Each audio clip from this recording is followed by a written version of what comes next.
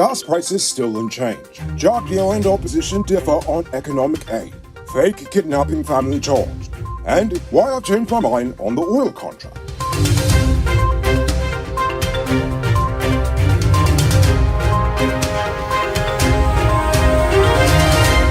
I am Noriko Bulford, and this is Uncut News. Do you see news happening? Send us a tip on WhatsApp at 592-659-6151. Following yesterday's announcement of the removal of excise tax on the importation of fuel, the government had expressed hope that prices at the pumps would have been reduced from as early as today.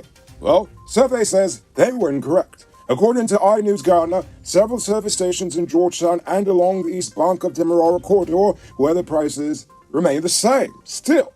According to the managers, it is far too soon to lower the prices, but they could not indicate when the change would take place, while some made it clear that they are not legally obligated to lower their prices immediately. JobDL has torpedoed any idea that anyone was getting a $200,000 cash grant from the government. The opposition to a parliamentary motion has called on the government to provide a $200,000 cash grant to all adult citizens on a quarterly basis, but he says that such a provision is not economically feasible. With this suggestion, each adult would receive about $800,000 in a year, which is awesome, but he estimated that this relief measure could cost about US $500 million to $600 million.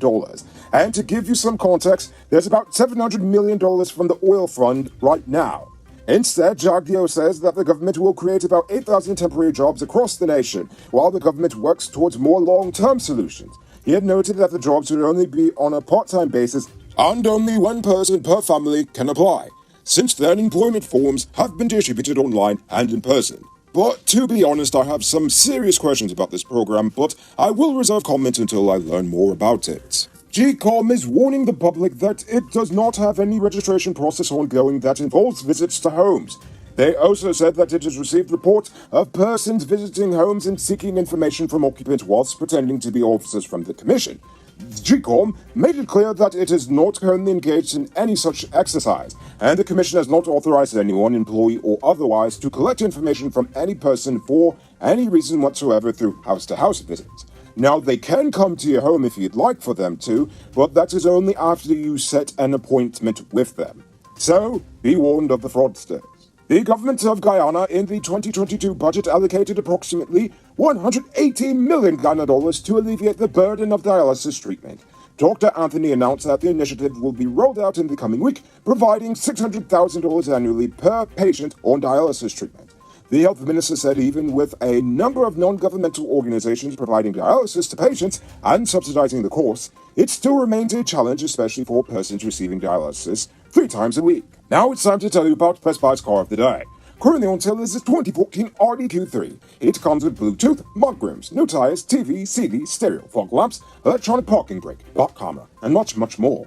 Buy cash for $5.6 million, or pay down as low as $1,120,000 down with around $108,000 monthly for 5 years, and it is yours. Call or WhatsApp 662-0844 for more info, or visit their showrooms at Lot 171 Peter Street, Queenstown, or Lot 2 Lamar Street, and tell them Noriko sent you for this sweet deal. 53-year-old laborer Christopher Kingston is currently hospitalized in a critical condition after he was stabbed multiple times by his drunken neighbor around 1:30 this morning. Police said the suspect came home and was loudly cursing.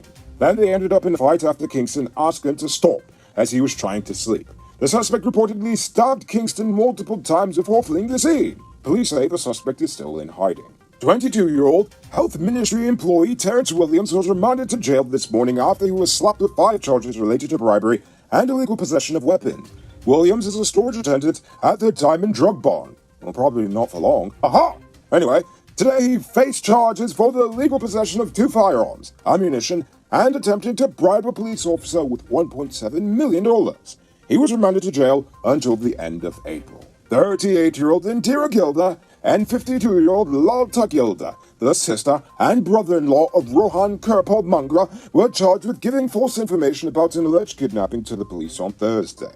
They pleaded not guilty to the charge and were placed on $50,000 bail each.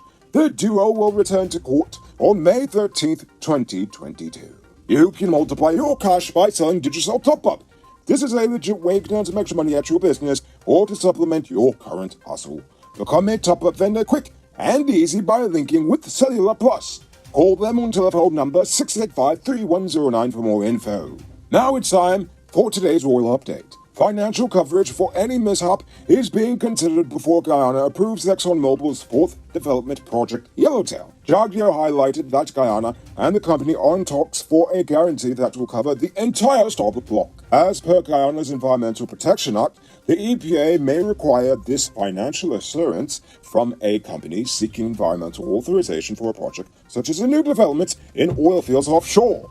This type of insurance is needed for measures appropriate to prevent the adverse effects, such as oil spills upon the following of the cessation or closing of the works. Because basically what happens is often when they decommission these things, sometimes they leak, and they leak a lot. And this is actually the cause for a lot of pollution throughout the world, but they don't like to tell you about that. So anyway, that's what that insurance is for.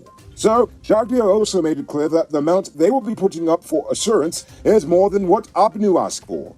So good for him, and I guess we'll know how much exactly that number is when they finally release it. Gotta love that transparency, am I right? Who said luxury can't be affordable? Move into your own home in 2022. Lenore Estates West Coast MRR properties are within your reach. Move out of the landlord's place and put that rent money towards your own 5,000 square foot property. Call or WhatsApp 592-618-5702 for more info. Now for our stupid news of the day. You know what I think is stupid? Being unrealistic.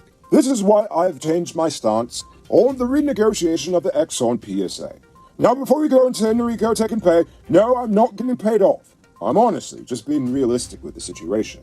I've changed my mind for two major reasons.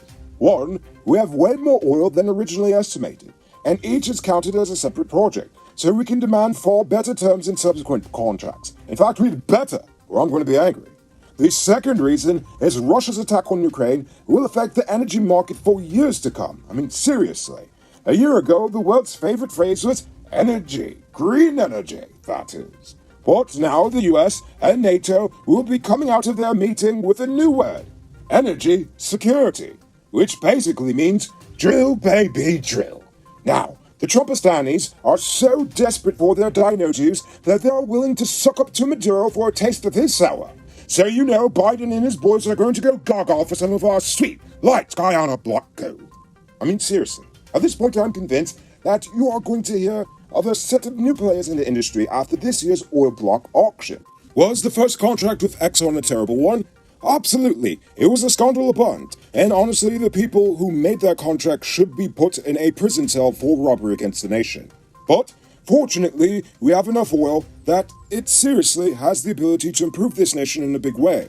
But we must be very responsible with how we manage the industry, its money, and its environmental impact. Now, that is only going to happen if citizens demand transparency from the government and these corporations, and to seriously jail each and every politician and big businessman who is anti-progress.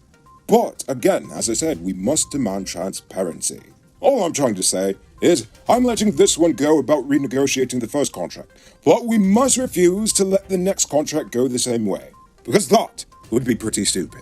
Now for our Uncut News Viewers Poll Question of the Day. Every day we pose a question about current events in Guyana, the region, the diaspora, and how you feel it leads to us. So, you give your answers in the comments, and we'll read the best comments in the following episode.